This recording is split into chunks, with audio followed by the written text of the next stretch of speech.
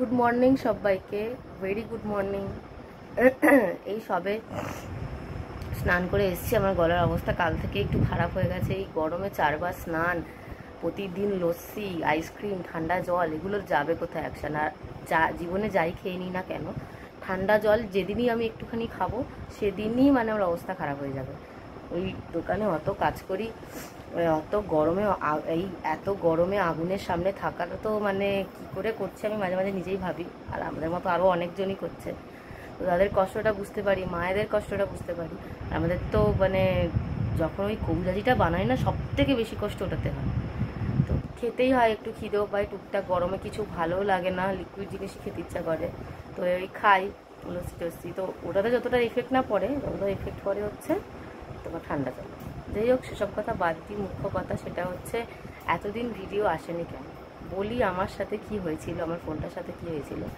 আমি এই Samsung A14 ফোনটা হয়তো সেভাবে তোমাদেরকে বলিনি, কিনেছিলাম আগের বছর অক্টোবর মাসে, 15ই অক্টোবর মনে আছে এখনও। বাবা কিনে দিয়েছে ইএমআইতে, ঠিক আছে। এখনও ইএমআই চলছে, এই মে মাসের লাস্ট ইএমআই। তো 7 মাস হয়তো বয়স হয়েছে ফোনটার, কি তাও হয়নি, 6 মাস মতো হয়েছে। ঠিক বলতে পারবো না, দাঁড়া, হাতটা ব্যথা করছে। তো ফোনটা আমি বলতে গেলে আমি না অত ফোন ঘাঁটি না, ঠিক আছে, সময় পাই না। এই যে সকালে আজকে পড়ানো নেই, তাই তোমাদের সাথে একটু কথা বলতে পারছি। বা ফোনটা এখন যদি কথা না বলতাম তাহলে ফোনটা একটু ঘাঁটতাম এই সময়টুকু, ব্যাস। আর বাকি সময় আমি তো পড়াতে যাই, পড়িয়ে আস্তে আস্তে 10:30 বেজে যায়। 1 ঘন্টা মতো একটু ফোনটা দেখে খেয়ে দিয়ে বেরিয়ে যেতে হয়। বাজার করা, বাজার থেকে এসে ওই 12:30 বেজে যায়, তখন ওর সাথে একটু কথা বলি, তারপরে লাঞ্চ করি, দোকানে চলে যাই। দোকানে সারাক্ষণ তো ফোন ঘাটা যায় না, টুকটাক 1 মিনিট 2 মিনিট তাও নয়, পেমেন্টগুলো মাঝে মাঝে চেক করার সময়। তারপর বাড়িতে চলে আসি, 11:30 বেজে যায়, 11:30 পৌনে 12টা, ওই যতক্ষণ না ঘুম না আসে ততক্ষণ। তা ফোন আমার ঘাটা কী করে হলো, আমার 5G নেটও মানে ফালতু যায়, জাস্ট বডি ভিডিও আপলোডের জন্য ভালো, বা বই ঠই দেখলাম। তো ফোনটা আমার খারাপ হবে কি করে? ফোনের চার্জিংয়ের জায়গায় অনেক দিন হলো চার্জটা স্লো হচ্ছে। তো হঠাৎ করে সেভাবেই চলছিল, হঠাৎ করে 2 দিন আগে দেখি চার্জই নিচ্ছে না, উঠছেই না।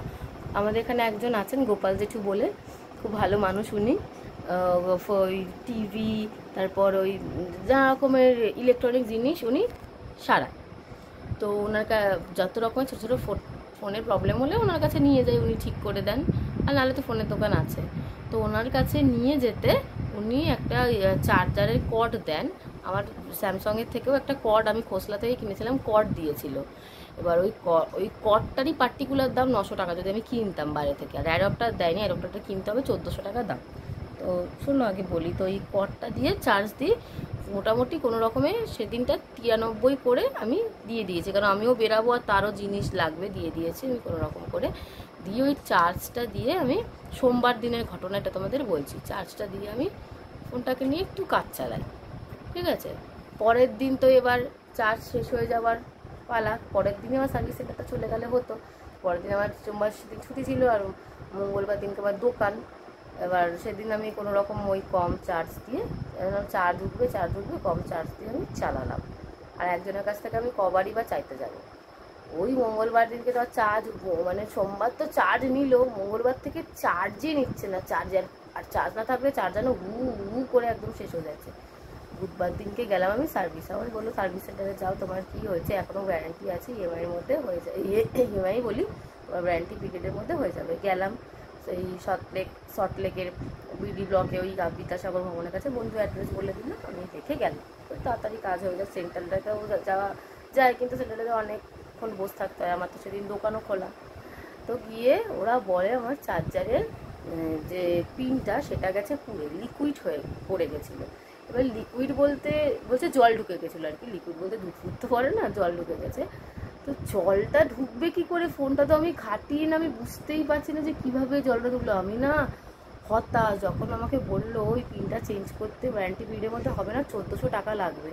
আমি মানে এত ভেঙে পড়লাম। জানি এটা খুবই ছোট জিনিস, আমার বন্ধু আমার কথা শুনে বলছে, তো যদি তোর শরীর খারাপ হলে তুই টাকা খরচা করতিস না।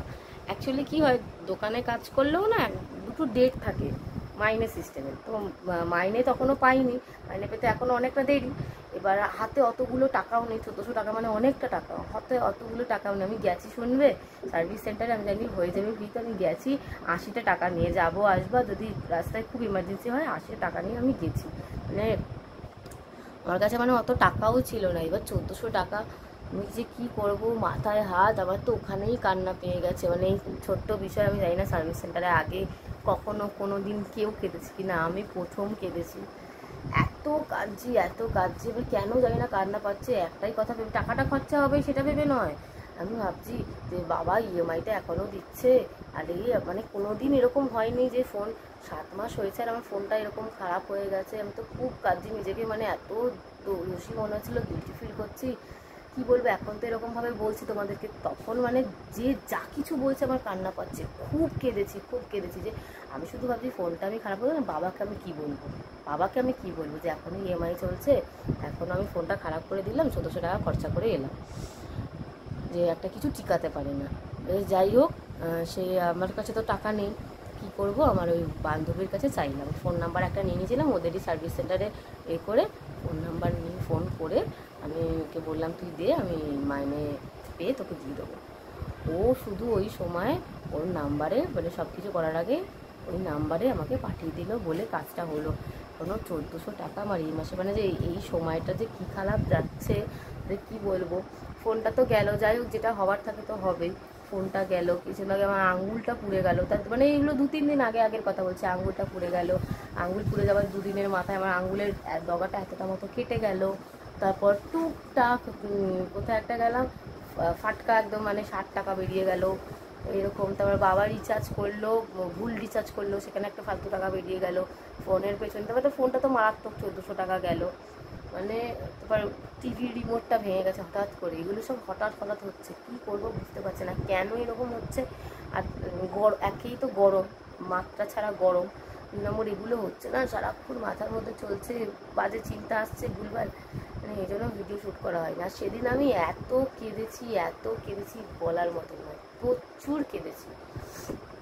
আমার বন্ধু বোঝায়, মা বোঝায়, কতজন বোঝায়, সেটা তো ফোন খারাপ হতেই পারে, কি আছে, হয় হয়তো তুই জেনে করিস নি, অজান্তে হয়ে গেছে, এবার এটা বেরানোর ছিল বেরিয়েছে, এত মন খারাপ করলে তো শরীর খারাপ হয়ে যাবে, বোঝায় কত। আমার বন্ধু তো আমাকে বলে যে, বলছি যে এত মানে মন খারাপ করার কি আছে, আমি তো বুঝতে পারি না। কিন্তু কি জানি না কেন মন খারাপ হয়ে গেছিল, কেন এরকমটা হয়েছিল, আমি আজও বুঝতে। এখন তো আমি বলছি তোমাদের সামনে, একটু স্বাভাবিক হয়ে তোমাদের সামনে আমি বলছি, কিন্তু তখন আমার অবস্থা এত খারাপ, আমি সারা দিনটা কেঁদেছি। দোকানে আশেপাশে থাকে না ওই রুটি কাকাই বলি, আর যে যা বিক্রি করে আমি তো সেই কাকা বলি, কিন্তু আইসক্রিম বিক্রি করে আমি তাকে আইসক্রিম কাকা, ঘুগনি বিক্রি করলে ঘুগনি কাকা, ছাতু বিক্রি করলে ছাতু কাকা, রুটি বিক্রি করে বলে রুটি কাকা। তো রুটি কাকার মেয়ে আমার থেকে 2-3 বছরের হয়তো ছোট্ট, সমবয়সী বলতে গেলে। তো আমাকে বলছে দিদি আপ সোকে উঠে, আজ আপনার তবিয়ত খারাপ है कुछ, आपको इतना सुस्त क्यों लग रहा है। আমি বলছি কেন, আমি তো আর বলতে পারছি না যে এই সেই। আমার বন্ধু বলে ও সারাদিন কেঁদেছে। তা আমার পাশের দোকানের একটা ফোনের দোকান আছে, তো ওই ছেলে, ওইখানে যে দাদাটা, সেই আমাকে বলে আর কি, যে তুমি যাও, তোমার ফ্রিতে হয়ে যেতে পারে। তো সে আবার সব বশত খোঁজ নেয় যে কি, যখন আমি তাকেও বলি যে এই ব্যাপার, আমি তার সামনে আবার কাঁদি, মানে দোকানে গিয়ে আর কাঁদিনি, কিন্তু আমি যে কেঁদে এসছি, মানে সেই যে সকাল 10টায় গেছি, ওই যে 11টা থেকে যে কাঁদা আরম্ভ করেছি, দুপুর 3টে অবধি কেঁদেছি, এত কেঁদেছি ফোনটার জন্য, যে কি আমার থেকে হয়ে গেল, কেন হলো, এত টাকা বেরিয়ে গেল। তো সেই চোখ মুখ দেখেই, যখন আমি বলছি চোখ মুখে তো ফুটে উঠছে। সেই আবার তার ফোনের দোকান থেকে তাদের অনেক আসে না সেই পাউচগুলো, যে তাদের দিলে আর জল ঢুকবে না কাজের সময়, আর ময়লাও বার করেছিল অনেক, ওটা দিলে বললো এটা নিয়ে, এটা তুমি ফোনটা ঢুকিয়ে এটাতে কাজ করবে। আর আমি জিজ্ঞেস করলাম কত কী দাম, সে বললো দিতে হবে না, আমাদের তো অনেক ফ্রি স্যাম্পেল আসে, তো ওটা থেকেই তোমাদেরকে দিব। এই আর কি। এর আগেও একদিন আমার বান্ধবীর বাবা ফোন কিনেছিল দোকান থেকে, একটা হেডফোন দিয়েছে। তো এই হচ্ছে ব্যাপার, খুবই খারাপ লাগলো। আমি এখনও মানে ভাবছি যে আসলে 1400 টাকা কামাতে কত মানে হয়, আর খরচা হয়ে গেল। চলো আজকের ভিডিওটাই অবধি, দেখা হচ্ছে অন্য ভিডিও।